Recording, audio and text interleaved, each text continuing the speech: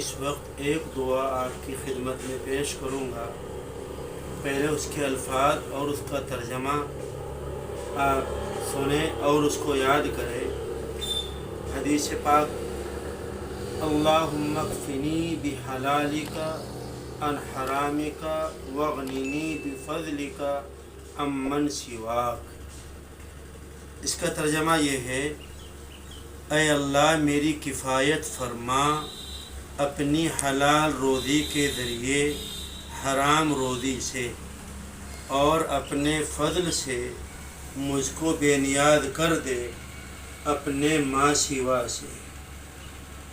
اس دعا کا ایک شان ورود ہے.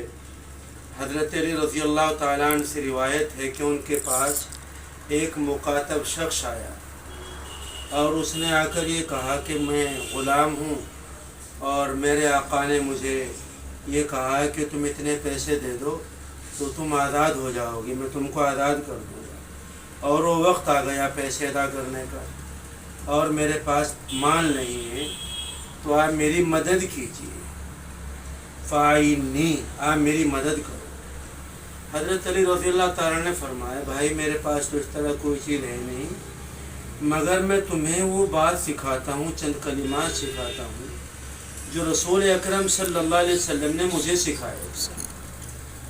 اور اگر یہ فرمایا تھا کہ اگر تجھ پر بڑے پہاڑ کے برابر بھی قرض ہوگا تو اللہ تعالیٰ تیرے ذمے سے ادا کر دے گا.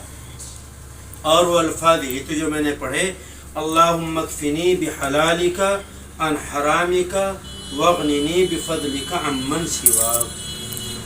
اگر کوئی آدمی اس دعا کو پڑھے تو اللہ تبارک و تعالی قرض سے اس کو چھٹکارا عطا کر دیتے ہیں، خواہ وہ کتنا ہی زیادہ قرض کیوں نہ ہو. یہاں پر حدیث پاک سے ایک بات یہ معلوم ہوتی ہے کہ اگر کسی کے پاس کوئی آدمی کوئی چیز لینے کے لیے جائے اور وہ مطلوبہ چیز اس کے پاس نہ ہو تو اس کو کوئی دوسرا حل بتا دے، اس میں فائدہ ہوتا ہے. خود نبی کریم صلی اللہ علیہ وسلم سے کبھی کبھی سائلوں نے سوال کیا آپ کے پاس وہ چیز تھی نہیں، تو آپ نے فرمایا فلاں جگہ چلے جاؤ.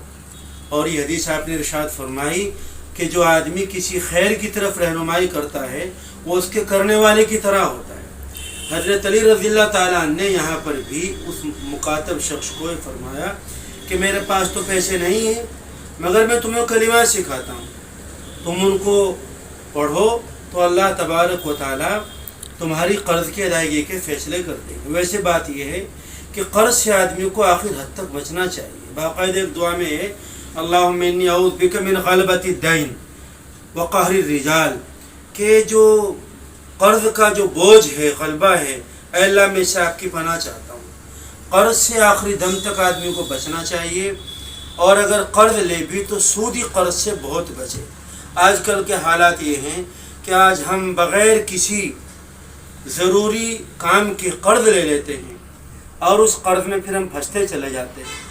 افسوس یہ ہے آج ہمارے گاؤں کی جو عورتیں ہیں، اب کچھ بینک کے لوگ انہیں کو قرض دیتے ہیں، 10 15 عورتوں کی ایک جماعت بنا دیتے ہیں، ان کے آدھار کارڈ لے لیتے ہیں اور 20 25 یا 1000 روپے ان کو دے دیتے ہیں. ایک وقت متعین کرتے ہیں مہینے میں اتنے پیسے لیں گے، اور 20 کے 25,000 یا 15 کے 20,000 روپے لیے جاتے ہیں. یہ سود ہے، اس سے معاشرہ تباہ ہوتا ہے. قرآن پاک میں اللہ تعالیٰ فرماتے ہیں: فَإِن لَمْ تَفْعَلُوا فَأَذَنُوا بِحَرْبٍ مِّنَ اللَّهِ، کہ سود سے نہ بچنے والوں کے لیے اللہ تعالیٰ کی طرف سے اعلان جنگ ہے. اللہ تعالیٰ کا اعلان جنگ ایک آدھ آدمی کے لیے اور ہے، مگر بغیر نماز چھوڑنے والوں کے لیے اعلان جنگ نہیں. اسی طریقے پر دوسرے کام کرنے والوں کے لیے اعلان جنگ نہیں. البتہ جو آدمی سود لیتا ہے دیتا ہے اس کے لیے اعلان جنگ ہے. اور قرآن پاک میں اللہ فرماتے ہیں: یمحق اللہ الربا ویربی الصدقات، اللہ تعالیٰ صدقات کو بڑھاتے ہیں اور سود کو اللہ تبارک و تعالیٰ گھٹاتے ہیں.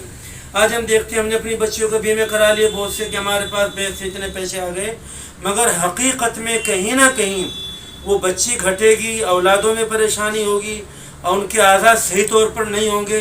چونکہ قرآن پاک نے جو بیان کیا کہ سود گھٹاتا ہے، یہ لازمی طور پر گھٹائے گا. حدیث پاک میں آتا ہے کہ سود کے 36 نمبر کا گناہ یہ ہے جیسے اپنی ماں کے ساتھ زنا کرنا. آج ہمارا معاشرہ سود میں ڈوبا ہوا ہے، اس وجہ سے قرض سے بچے آدمی، اور سود ہی قرض ہے تو آخری دم تک بچنے کی کوشش کرے، اس میں کہیں سے کہیں تک بھلائی اور خیر نہیں۔ یہاں پر حدیث پاک میں فرمایا اللہم اکفنی بحلالک، اے اللہ، اے اللہ آپ حلال کے ساتھ حرام سے کفایت کر۔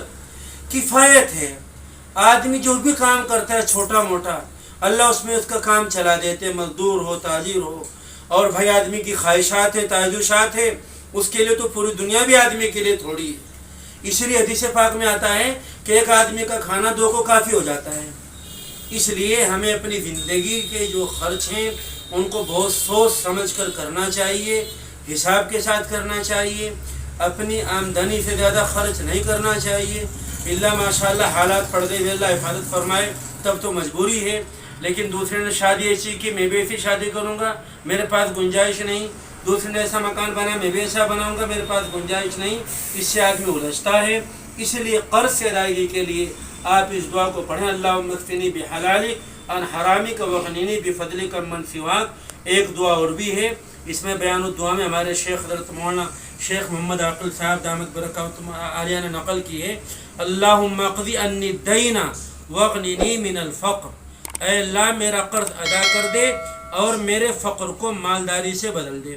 اور اگر آپ کو ذوق ہو تو ایک دعا اور ہے، اللہم انی اعوذ بک من الہم والحزن واعوذ بک من العجز والکسل واعوذ بک من الجبن والبخل واعوذ بک من غلبۃ الدین وقہر الرجال۔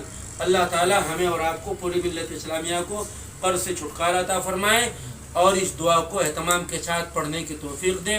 جن لوگوں نے اس کو پڑھا ہے اور ان پر قرض تھا تو اللہ تعالیٰ نے اس کے حالات بنائے ہیں۔ قرض کی ادائیگی کے لیے کچھ نہ کچھ حالات تو اسباب تو اختیار کرنے پڑیں گے، اللہ تعالیٰ لیکن حالات بنا دیں گے۔ اللہ قبول فرمائے، آمین یا رب العالمین۔ وما توفیق